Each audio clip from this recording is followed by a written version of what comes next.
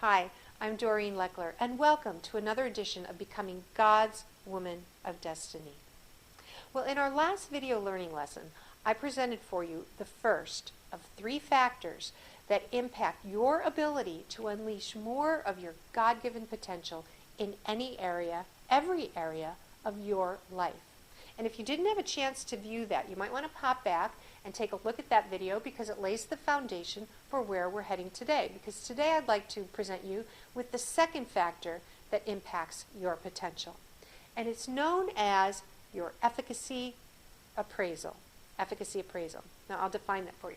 Efficacy defined is the ability to cause or make happen. Your self-efficacy is your ability to cause or make things happen in particular areas of your life. And your efficacy appraisal is your own opinions about your abilities to cause and make things happen. Now, here's the interesting thing. Anytime you or I are confronted with new information, opportunities, goals, tasks, challenges, roadblocks, whether they're self-imposed, meaning you give them to yourself, or others give them to you, say like an employer or a teacher or a parent. It doesn't matter. The same process happens inside of you. There is an automatic, instantaneous, subconscious evaluation that takes place inside of you. So let's say this is you, and this is the opportunity or the goal or the task or the challenge or what have you. Inside yourself, you're asking yourself the question, am I bigger than it, or is it bigger than me? Now, if in your appraisal you believe that you are bigger than it, well then you'll naturally gravitate towards the opportunity or the task. You'll feel that it's easy for you. You might even find yourself saying that, or saying things like, well, I enjoy that, and you'll gravitate toward it naturally. But in the areas where you feel that the opportunity or the task is bigger than you, then one of a few things happens. One thing that might happen, particularly if you are the one that's in control, is you will back down the task or the goal to a lower level, far lower perhaps than even you have the potential to accomplish, but it doesn't matter. If your appraisal is low, you will back down the goal to a level you feel more comfortable accomplishing. Or the other thing you might do is you might find yourself getting very creative and inventive to walk away, to move away from the goal. You avoid the task at hand. Now, here's the interesting thing, and it's important to differentiate the difference between low self-esteem and low self-efficacy.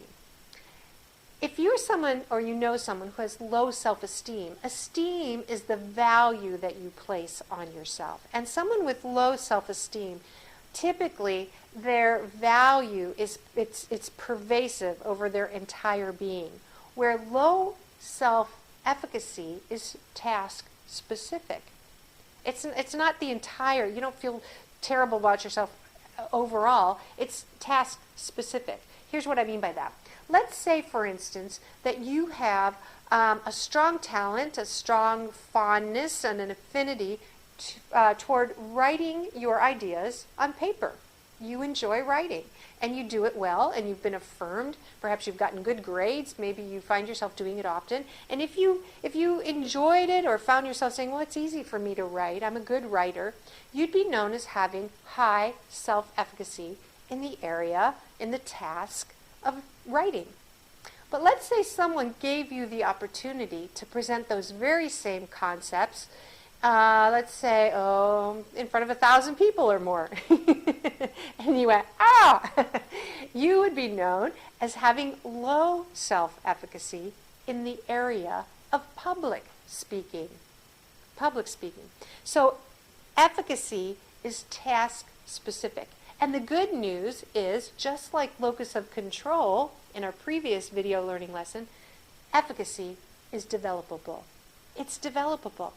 And it just begins by becoming consciously aware of your subconscious thinking patterns and attitudes. Because when you find yourself backing away from things or lowering your expectations and goals on opportunities and tasks that are presented to you, the question you want to ask yourself, instead of just reacting and responding, is to say, do I really, really not have the ability? Or is it possible that I just have a low appraisal of myself in that particular area?